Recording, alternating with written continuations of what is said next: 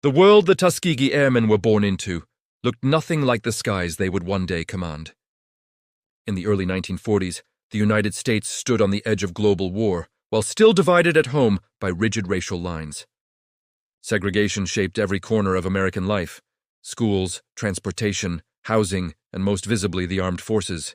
Black Americans served, but almost always in support roles. Combat branches, especially aviation, were considered off-limits. In 1940, as war spread across Europe, the U.S. Army Air Corps faced a growing crisis. Pilots were needed in unprecedented numbers, aircraft production was increasing, and training programs were operating at full speed.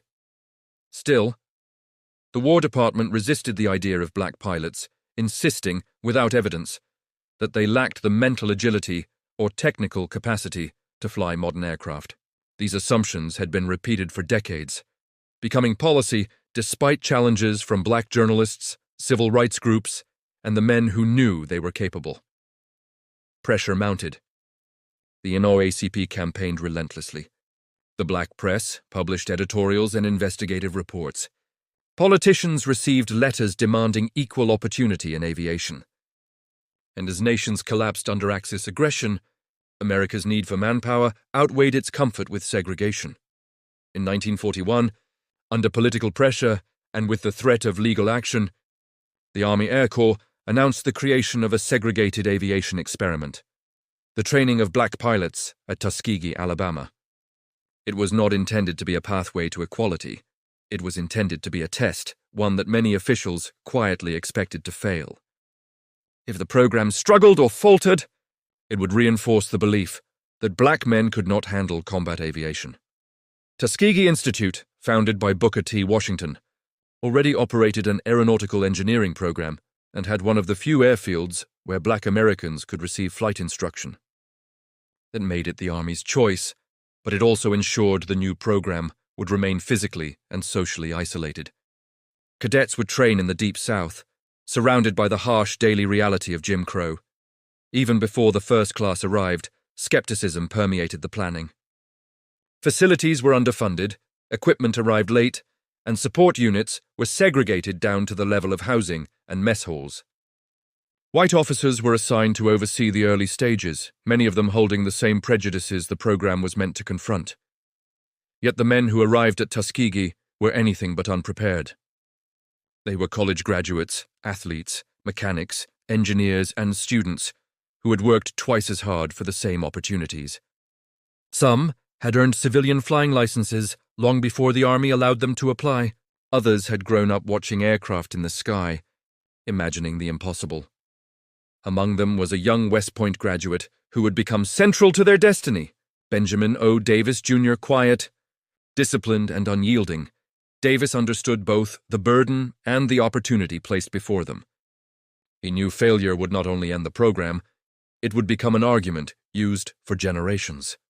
The early months were demanding. Cadets trained under a grueling schedule: classroom instruction, aircraft mechanics, navigation, formation flying, gunnery, and endurance tests that eliminated nearly half of every incoming group.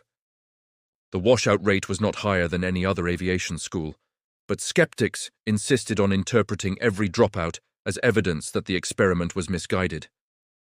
Those who passed earned their wings only after proving themselves in ways most white counterparts never had to.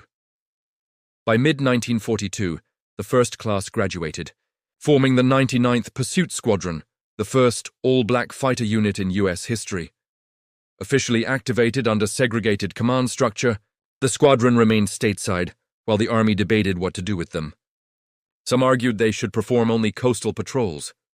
Others recommended sending them abroad, but keeping them away from major combat operations, where their performance could be scrutinized. Months turned into a year. The war intensified. American bomber losses rose sharply in Europe and North Africa. Germany's Luftwaffe continued to inflict heavy casualties on unescorted bomber formations, and Allied commanders demanded more fighter units to protect them. Yet the 99th remained grounded, its pilots restless, trained, and still untested. The delay was not due to absence of need, but presence of prejudice. Reports circulated through the chain of command claiming the 99th was not ready. though they had met every training requirement. Political frustration grew. Black newspapers questioned why a fully trained unit had not been deployed, while white units with fewer flight hours were being sent overseas regularly. Eventually, operational necessity forced a decision. In early 1943, orders came. The 99th Pursuit Squadron would deploy to the Mediterranean theater. It would be their first chance to prove themselves, not just as pilots, but as a fighting unit trusted with real missions. Their journey from Alabama to North Africa marked the end of preparation and the beginning of expectation. What awaited them overseas would define the next chapter of their story. When the 99th Pursuit Squadron arrived in North Africa in the spring of 1943, they stepped into a theater already shaped by exhaustion, shifting front lines, and the relentless strain of air war. The Mediterranean campaign demanded every available aircraft, yet few commanders knew what to expect from the newly arrived segregated unit. Some welcomed them out of necessity, others watched them with open skepticism. Their initial assignment was not bomber escort. The 99th flew P-40 Warhawks, rugged fighters capable of sharp dives and ground attack missions, but outclassed by the faster, higher-climbing German Me-109s and FW-190s. Still, the Mediterranean environment demanded flexibility. The 99th began flying patrols, escorting medium bombers, conducting coastal sweeps, and performing fighter-bomber strikes across Tunisia, Sicily, and later mainland Italy. The transition from training fields in Alabama to active combat zones was jarring. Airfields were rough, carved from dust and hard-packed earth. Sandstorms swept across runways, fouling engines and reducing visibility to a blur. Maintenance crews worked in heat that curled the metal of tools. Pilots often lived in tents, surrounded by the nightly rumble of artillery and the distant glow of burning fuel dumps. Yet the 99th quickly proved what their supporters had insisted all along. They were capable, disciplined, and eager to fight. On July 2, 1943, Lieutenant Charles B. Hall scored the squadron's first aerial victory, downing a German FW-190 during a mission over Sicily. His success was more than a tactical win. It was the first undeniable evidence that the squadron could hold its own in the air over Europe. News of the kill reached newspapers back home, and thousands of black Americans celebrated it as a turning point. Despite such successes, the squadron fought an uphill battle against opinion. Certain commanders, still unconvinced of the unit's value, submitted critical reports. One controversial assessment claimed the 99th lacked aggressiveness.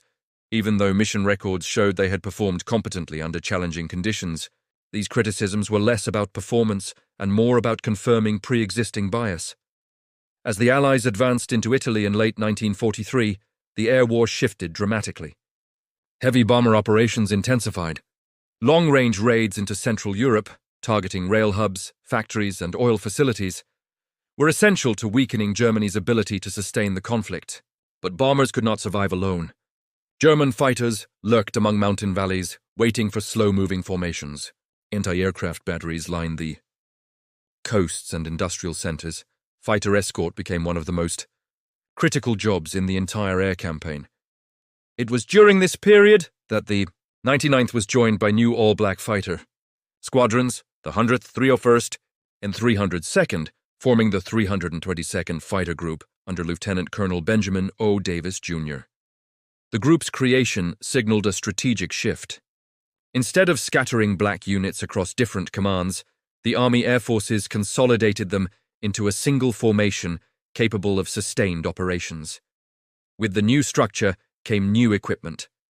In early 1944, after months of flying the P-40, the 332nd transitioned first to the P-47 Thunderbolt and then to the aircraft that would define their wartime identity, the North American P-51 Mustang. Sleek, fast, and possessing the range needed to escort bombers deep into Germany, the P-51 transformed their capabilities. Its red-painted tail, adopted for identification, would soon become their most recognizable symbol. For the bomber crews who depended on fighter escorts, the stakes could not have been higher. Formations of B-17s and B-24s often flew hours into hostile territory, navigating flak corridors and swarms of enemy fighters. Escort fighters had to stay with them from takeoff to target and back. A task that required discipline, fuel management, and the willingness to suppress every instinct to chase enemy aircraft away from the bombers. This was where the 302nd would begin to distinguish itself. Their leadership emphasized protection over heroics.